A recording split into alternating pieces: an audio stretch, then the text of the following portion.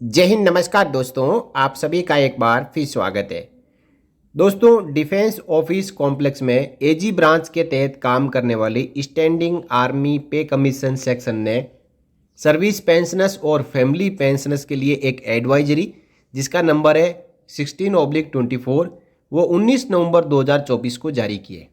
और इस एडवाइजरी में कंप्लीट जो इनकम टैक्स है वो सर्विस पेंशनर के लिए कितना एग्जेम्प्ट है, फैमिली पेंशनर्स के लिए कितना एग्जेम्प्ट है और ओल्ड और न्यू टैक्स रिजाइम में कंपैरिजन क्या है, इसको लेकर पूरी जानकारी दी हुई है। तो दोस्तों, जैसा कि आप सबको पता है कि जल्द ही 2024-25 फाइनेंशियल ईयर ख़त्म होने जा रहा है। उसके बाद में फॉर्म 16 जनरेट होगा और समय आ जाएगा इनकम टैक्स रिटर्न फाइल करने का। अब डिफेंस पेंशनर्स को भी इनकम टैक्स देना होता है, फैमिली पेंशनर्स को भी देना होता है। तो इस वीडियो में आगे आपको बताया जाएगा कि कितनी पेंशन पर कितना इनकम टैक्स लगेगा, कौन इनकम टैक्स पेमेंट करने यानी इनकम टैक्स की रिटर्न फाइल करने के दायरे से बाहर होंगे, किन किन को आईटीआर फाइल करना होगा। तो देखिए दोस्तों, यहाँ पे सबसे पहले जो आर्मी पे कमीशन सेल है उसने कहा है कि हमारे पास में इस तरीके की कई क्वारीज आ रही हैं कि पेंशनर्स को कितनी पेंशन तक इनकम टैक्स एग्जेम्प्ट है और यदि जो लिमिट है वो क्रॉस करती है तो कितना इनकम टैक्स देना होगा। न्यू टैक्स रिजाइम के अनुसार इस लेटर में कंप्लीट इंस्ट्रक्शन दी हुई है। देखिए, न्यू टैक्स रिजाइम जो न्यू इनकम टैक्स रिजाइन है वो हर एक सैलराइड और पेंशनर्स के लिए डिफ़ॉल्ट टैक्स रिजाइम है। अब यदि टैक्स पेयर यानी जो पेंशनर्स है डिफेंस के, वो चाहे तो ओल्ड टैक्स रिजाइम को सेलेक्ट कर सकते हैं। बाकी आप यदि पहले से आईटीआर फाइल करने जाएंगे या फिर आपका जो फॉर्म 16 जनरेट होगा वो न्यू टैक्स रिजाइम के अनुसार सेलेक्ट होगा। यदि आप ओल्ड टैक्स रिजाइम को सेलेक्ट करते हैं तभी आपका फॉर्म 16 ओल्ड टैक्स रिजाइम के अनुसार आएगा। अब न्यू टैक्स रिजाइम क्या है? देखिए, बजट 2020 से पहले जो ओल्ड टैक्स रिजाइम था उसमें कई तरीके की छूट मिलती थी, जैसे कि HRA, LTA, ATC, ATD and more. अब आप न्यू टैक्स रिजाइम में ये जो छूट है वो आप क्लेम नहीं कर सकते। इससे पहले 50,000 रुपये की स्टैंडर्ड डिडक्शन छूट दे दी और इस बार बजट में इसको 75,000 रुपये कर दिया गया। देखिए, यहाँ पे सीधा सीधा कहा जाता है कि 7 लाख रुपए तक कोई टैक्स नहीं लगता और उसके ऊपर पहले 50,000 रुपये की छूट थी यानी 7,50,000 और अब उसको बढ़ा के 7,75,000 तक कर दिया गया है। यदि आपकी सालाना इनकम सभी सोर्स को मिला के 7,75,000 तक है तो आपको कोई भी इनकम टैक्स देने की आवश्यकता नहीं है। अब जो न्यू टैक्स रिजाइम है वो बजट 2020 में लाया गया और इसके बारे में आपको मैंने बता दिया कि इसमें जो है स्टैंडर्ड डिडक्शन छूट मिलती है, इसके अलावा जो सेक्शन वाइज छूट नहीं मिलती है। अब हाई टैक्स रिबेट की लिमिट क्या है? देखिए, full tax rebate on an income up to ₹7 lakh has been introduced where the threshold is 5 lakh under the old tax regime. पुराने टैक्स रिजाइम में 5 लाख तक लिमिट थी, उससे ऊपर सालाना इनकम जाने पर इनकम टैक्स देना होता था और अभी भी देना होता है, लेकिन न्यू टैक्स रिजाइम में ये छूट 7 लाख रुपए तक की है। This means taxpayer with an income of ₹7 lakh will not have to pay any tax at all under the new tax regime. अब जो स्ट्रीमलाइंड टैक्स स्लैब्स है वो हम यहाँ पे पहले समझ लेते हैं और उसके बाद हम आगे बात करेंगे स्टैंडर्ड डिडक्शन की। The tax exemption limit has been increased to ₹3 lakh and the new tax slabs are as under। देखिए, ये स्लेब तभी काम करेंगे जब आपकी सालाना इनकम 7 लाख रुपए प्लस 50,000 रुपये से ज़्यादा हो जाए, तब फिर आपका टैक्स 3 लाख से ही लगना शुरू हो जाएगा। देखिए, 7,50,000 रुपये जो कि फाइनेंशियल ईयर 2023-24 के लिए लागू था, अब फाइनेंशियल ईयर 2024-25 असेसमेंट ईयर 2025-26 के लिए 7,75,000 रुपये तक आपको टैक्स नहीं देना है। तो टैक्स स्लैब के अनुसार यदि 3 लाख रुपए तक इनकम है तो नील टैक्स देना होता है, यानी कोई भी इनकम टैक्स देने की आवश्यकता नहीं है। यदि 3 लाख से लेकर 7 लाख के बीच में सैलरी और पेंशन है तो 5%, 7 लाख से 10 लाख के बीच में 10%, 10 से 12 लाख के बीच में 15%, 12 से 15 लाख के बीच में 20% और 15 लाख से ज़्यादा इनकम है तो 30% इनकम टैक्स देना होता है। अब सैलरी इनकम देखिए, the standard deduction of ₹50,000 was only available under the old tax regime, has now been extended to the new tax regime as well. This amount has been increased to ₹75,000 for the new regime only with effect from financial year 24-25. यानी जो 50,000 रुपये की पहले छूट थी उसको new tax regime में भी एक्सेप्ट कर लिया गया, उसको अब बढ़ाकर फाइनेंशियल ईयर 2024-25 के लिए 75,000 रुपये कर दिया गया, यानी 7 लाख प्लस 75,000 रुपये। और जो फैमिली पेंशन है उसके ऊपर भी आप देखेंगे तो पहले 15,000 रुपये टोटल या फिर 1/3 ऑफ द पेंशन, इनमें से जो भी कम हो उतनी छूट मिलती थी, लेकिन अब इस अमाउंट को बढ़ा के 25,000 रुपये कर दिया गया है फाइनेंशियल ईयर 2024-25। यानी कोई फैमिली पेंशनर है तो उसको 25,000 रुपये की छूट मिलेगी, जो है कि फैमिली पेंशनर है, फैमिली पेंशन प्राप्त कर रहे हैं तो वो 25,000 रुपये की रिबेट पा सकते हैं। अब जो reduced surcharge for high net worth individuals, तो जो सरचार्ज रेट है 5 करोड़ से ज़्यादा है उसको 37% से घटा के 25% कर दिया गया है। हायर लीव इनकेसमेंट एग्जेम्पशन, इससे पहले जो नॉन गवर्नमेंट एम्प्लॉय है उनकी 3 लाख रुपए तक की एग्जेम्पशन जो लीव इनकेसमेंट अमाउंट है उसके ऊपर थी, उसको अब बढ़ा के 25 लाख रुपए कर दिया गया है। देखिए दोस्तों, ओल्ड टैक्स रिजाइम क्या है, ओल्ड टैक्स रिजाइम और न्यू टैक्स रिजाइम दोनों अभी चल रहे हैं, लेकिन न्यू टैक्स रिजाइम में ज़्यादा फायदा है। ओल्ड टैक्स रिजाइम में क्या था, there are over 70 exemptions and deductions available including HRA and LTA that can reduce taxable income and lower tax payment.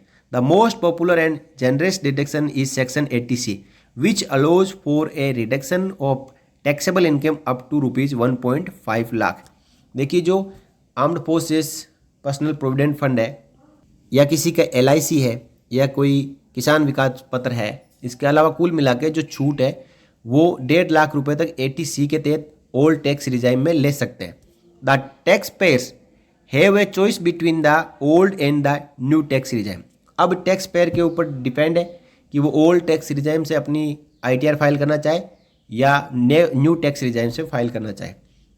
तो डिफ़ॉल्ट जो इनकम टैक्स रिजाइम है वो है न्यू टैक्स रिजाइम। जैसा मैंने आपको पहले बताया, आप चाहे तो ओल्ड टैक्स रिजाइम में भी रह सकते हैं।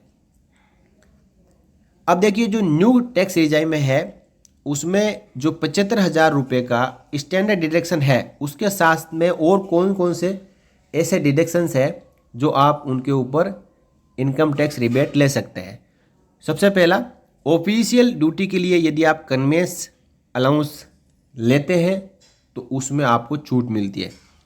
Any allowance for cost of travel tour transfer, transport allowance for differently abled employees दिव्यांग up to ₹3,200 per month. Daily allowance receive to meet the expenditure incurred on account of absence from place of duty. Any allowance granted to meet the expenditure incurred on purchase और maintenance of uniform. आप समझ रहे होंगे क्योंकि इसमें कोई ज़्यादा English to Hindi translate करने वाला नहीं है, ये स्टैंडर्ड डेफिनेशन और नेम है। Leave encasement under section 10AA gratuity जो भी मिलती है, interest and final payment under armed forces personnel provident fund और DSOP फंड, यानी जो सेना के जवान हैं उनका जो प्रोविडेंट फंड है वो जब फाइनल पेमेंट होता है तो उसके ऊपर भी इनकम टैक्स नहीं लगता है, लेकिन आपको इनकम टैक्स रिटर्न में उसको दिखाना होगा। Sum received from life insurance policy, commutation of pension, interest and withdrawal from recognised provident fund, standard deduction on family pension, deductions on deposit in Agniveer corpus fund, इसी के साथ employer's contribution to employees NPS account, इन सब के ऊपर छूट है। अब न्यू टैक्स रिजाइम में कौन कौन से एग्जाम्पशंस है जिनमें छूट नहीं है, आप यहाँ पे देख सकते हैं। जो चैप्टर 6A है डिडक्शंस का, जिसमें 80C, 80CCC, 80CCD, 80DDV, 80E, आगे आप देख सकते हैं 80EA, 80G, 80IA, इनमें मैक्सिमम जो 1.5 लाख रुपए की छूट होती थी वो न्यू टैक्स रिजाइम में अब नहीं है। साथ ही साथ जो CA, hostel subsidy, transport allowance, special compensatory allowance और SCCA और high altitude allowance, modified field के अलाउंस, इनके ऊपर छूट नहीं है। साथ ही साथ आप देखेंगे यहाँ पे जो डिडक्शन अंडर सेक्शन 32AD है, जो बिजनेस और प्रोफेशनल को छूट देता है ओल्ड टैक्स रिजाइम में, वो न्यू टैक्स रिजाइम में नहीं है। न्यू टैक्स रिजाइम में HRA, LTA और एंटरटेनमेंट अलाउंस और एम्प्लॉयमेंट और professional tax, home loan interest, donation और एक्सपेंडिचर ऑन साइंटिफिक रिसर्च और डेप्रिसिएशन, ये भी न्यू टैक्स रिजाइम में शामिल नहीं है। अब आप कंपैरिजन देखेंगे ओल्ड टैक्स रिजाइम और न्यू टैक्स रिजाइम में, तो आप भी सोचेंगे कि न्यू टैक्स रिजाइम में जाना अच्छा है, क्योंकि सरकार का मकसद है कि धीरे धीरे न्यू टैक्स रिजाइम में थोड़ा सा लालच देके सभी पेंशनर्स को न्यू टैक्स रिजाइम में लाया जाए, ताकि ये छूट लेना करना ये सब खत्म हो जाए और स्टैंडर्ड डिडक्शन जो 75,000 रुपये का लेके और सभी न्यू टैक्स रिजाइम के तहत ही ITR फाइल करें, फॉर्म 16 बनवाएं। ओल्ड टैक्स रिजाइम में income level for rebate eligibility वो 5 लाख है, जबकि न्यू टैक्स रिजाइम में 7 लाख है। ओल्ड टैक्स रिजाइम में स्टैंडर्ड डिडक्शन 50,000 रुपये का मिलता है, न्यू टैक्स रिजाइम में 75,000 रुपये मिलते हैं। Effective tax free salary income 5.5 lakh है, इन दोनों को जोड़ दें तो न्यू टैक्स रिजाइम में 7 + 75,000 7.75 लाख है। रिबेट अंडर सेक्शन 87 अल्फा 12,500 है, जबकि न्यू टैक्स रिजाइम में 25,000 है। अब जैसे कि HRA का एग्जेम्पशन आप ओल्ड टैक्स रिजाइम में ले सकते हैं, जबकि न्यू टैक्स रिजाइम में नहीं है। LTA का भी न्यू टैक्स रिजाइम में नहीं है। बाकी जो अभी ऊपर आपको बता दिया कि जो जो एग्जेम्पशन न्यू टैक्स रिजाइम में नहीं है, उनके आगे यहाँ पे आप देखेंगे क्रॉस लगा हुआ है। और साथ साथ स्टैंडर्ड डिडक्शन जो 50,000 और 75,000 का है, वो दोनों में है।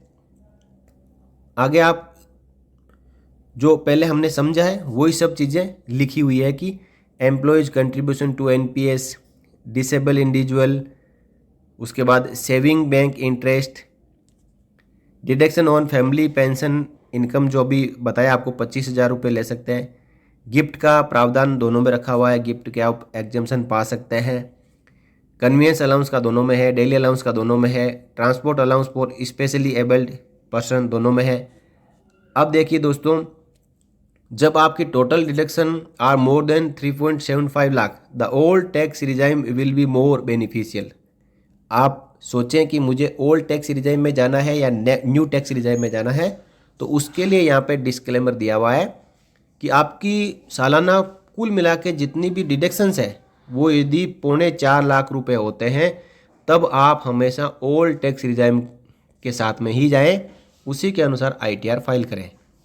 अब देखिए, when total deductions are less than 1.5 lakh, the new tax regime will be more beneficial. When total deductions are between 1.5 lakh to 3.75 lakh, choice will depend on gross total income. तो तीनों आपको पॉइंट समझ में आ गए। अब IT calculator available in public domain may be use before choosing the tax regime.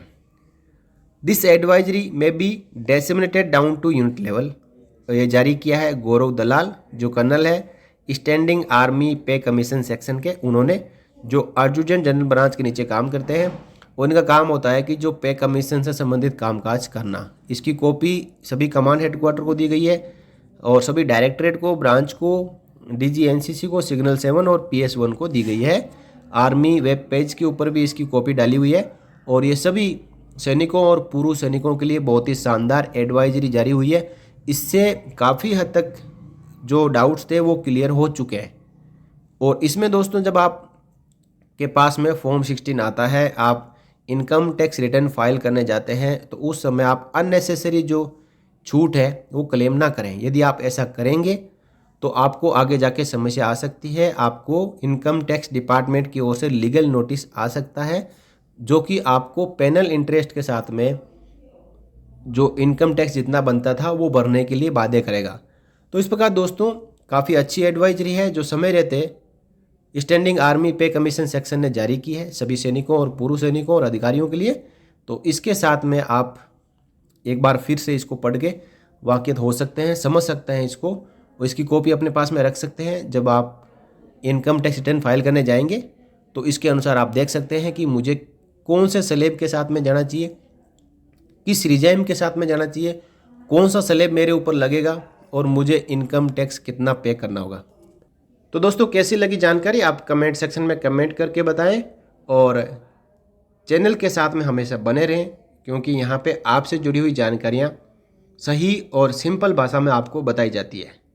और इसी प्रकार के जानकारियाँ आगे पाते रहने के लिए आप चैनल को सब्सक्राइब कर लें, ताकि जैसे ही वीडियो पब्लिश हो उसका नोटिफिकेशन आपको मिले और आपके काम का वीडियो हो तो आप उसको देखें, नहीं तो आप स्किप कर सकते हैं। इस वीडियो में इतना ही, फिर मिलेंगे, तब तक के लिए जय हिंद, जय Bharat, Vande Mataram. For more updates, subscribe to our channel and enjoy watching the videos.